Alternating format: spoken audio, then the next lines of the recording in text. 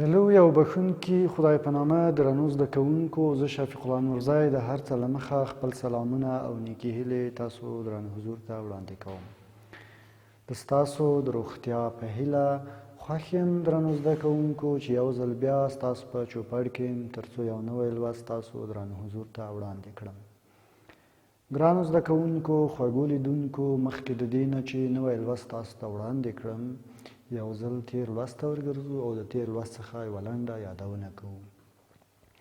ګرانو زده کوونکو، د موږ او د تاسو د تیر لوست عنوان و زه باور لرم چې د تاسو به هم په یاد وي د جنس پورې تړلي صفتونه.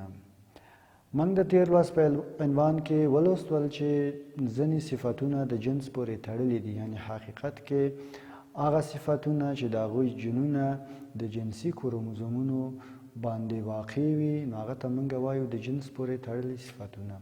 موږ وویل چې مورګان په ورځو کې یوه ورځ چې هغه د میوې په مچانو باندې مطالعې سرته رسولې، هغه دې ته ځیر شو او دې ته پام شو چې د مچانو د میوې د مچانو یو نر مچ سترګې سپینې دي او د سترګو د سره رنګ لپاره هیڅ یو جن په خپل وای کروموزوم باندې نه لري. نو هغه د هغه څخه وروسته دغه د سپینو سترګو مچ نارینه مچ د سرو سترګو د ښځینه مچ سره یو ځای کړه، کراس یې کړ او لومړی نسل چې F1 موږ ورته وایو، دوهم نسل F2 او بالاخره دریم نسل یې هم لاسته راوړه.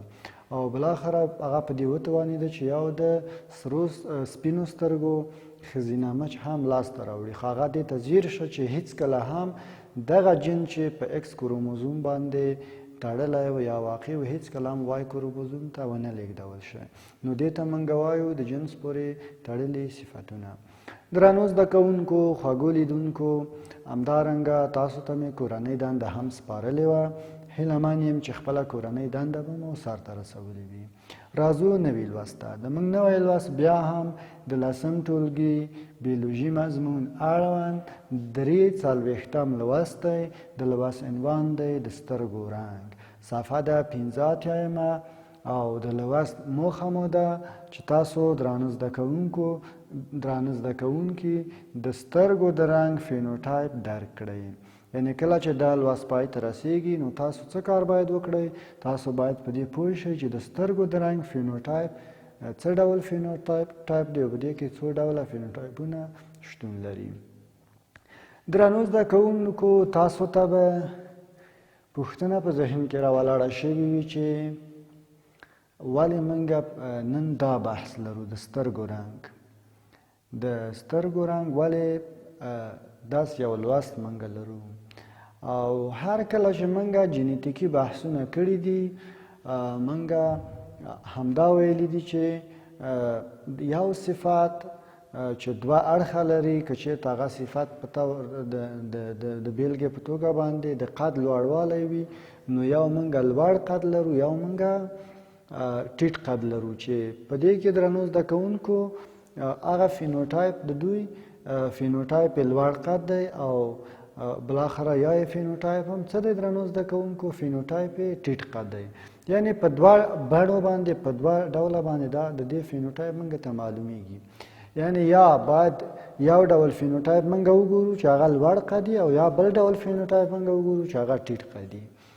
نو د دې لپاره چې موږ په دې باندې هم پوه شو چې د دوه فینوټایپونو نه زیات فینوټایپونه هم په ځینې اوصاف او خصوصیاتو کې د انسانانو شتون لري، نو د دې لپاره موږ هلته مطالعه کوو چې د سترګو رنګ، چې په دې باندې پوه شو چې ځینې وخت داسې هم پیښیږي چې د یو ځانګړتیا یا د یو صفت لپاره د دوه فینوټایپونو نه ډېر فینوټایپونه هم شتون لري. درنو زده کوونکو، د انسانانو د سترګو د عنبې رنګ د یو شمېر پیګمنټونو چې موږ ورته وایو پیګمنټس پورې اړه لري. یعنې تاسو دلته ځیر شئ چې ویلي نه دي چې د انسانانو د سترګو د عنبې رنګ د یو پیګمنټ پورې اړه لري. اوس موږ په عام ډول باندې درنو زده کوونکو موږ وایو چې د فلاني کس سترګې تورې دي، یا موږ وایو چې د هغه کس سترګې شنې دي، موږ وایو چې د احمد سترګې تورې دي یا موږ وایو چې د خدیجې سترګې څه دي درنو زده کوونکو شنې دي د بیلګې په توګه باندې. نو دلته بیا موږ کله چې علمي اړخه دغه مسله څېړو نو موږ دې ته متوجه کیږو چې نه دلته یو پګمنټ یعنی په حقیقت کې هغه د رنګ فاکتور دی یعنی رنګ. نو دلته ویلي د انسان د سترګو د عنابې رنګ د یو شمېر پګمنټونو پورې اړه لري یعنی د ډیرو پګمنټونو پورې اړه لري. ځینې وختونه امکان لري چې د یو جن له تغییر له امله د یو جن له تغییر له امله دلته تغییر درنو زده کوونکو دوه ځلې راغلی دی په بښنې سره د کله امکان لري چې د یو جن له تغییر له امله د رنګ له پلوه په بېلابېلو انسانانو کې توپیر کوي. یعنی کله چې درنو زده کوونکو یو جن تغییر مومي د همدې یو جن د تغییر له امله امکان د دې شته چې د انسانانو د سترګو په رنګ کې په بېلابېلو انسانانو د سترګو په رنګ کې تغییر راشي ځکه چې همدا جن د انسانانو د سترګو د رنګ دغه فاکتور لیږدونکي دي. همدا خواص د چا په وسیله باندې د جینونو په وسیله باندې لیږدول کیږي. درنو زده کوونکو د عنابې رنګ د میلانین یعنی یو ډول پګمنټ پورې اړه لري. درنو زده کوونکو خپله دغه میلانین چې دی هغه فاکتور دی چې د میلانوسایت چې یو ډول ځانګړې حجرې دي د هغه په وسیله باندې دغه د میلانین ماده څه کېږي درنو زده کوونکو د میلانین ماده په بدن کې تولیدیږي او همدا د میلانین ماده بیا د سترګو رنګ څه کوي درنو زده کوونکو د سترګو رنګ منځته راوړي. د انسانانو د سترګو رنګ کې 9 فینوټایپونه تعیین شوي دي. څو فینوټایپونه تعیین شوي دي درنو زده کوونکو؟ د انسانانو د سترګو په رنګ کې 9 فینوټایپونه تعیین شوي دي. نو تاسو ګورئ لکه څنګه چې ما د مخه ویل نو که چېرته موږ د یو چا د سترګو رنګ ته ګورو او د نږدې نه ګورو نو علاوه د شنه رنګ نه د تور رنګ نه په هغه کې نور رنګونه هم په ضعیفه توګه باندې لیدل کېږي چې موږ وایو د انسانانو د سترګو رنګونو کې 9 فینوټایپونه تعیین شوي دي. درنو زده کوونکو نو موږ ویل چې د سترګو رنګ کې 9 فینوټایپونه تعیین شوي دي.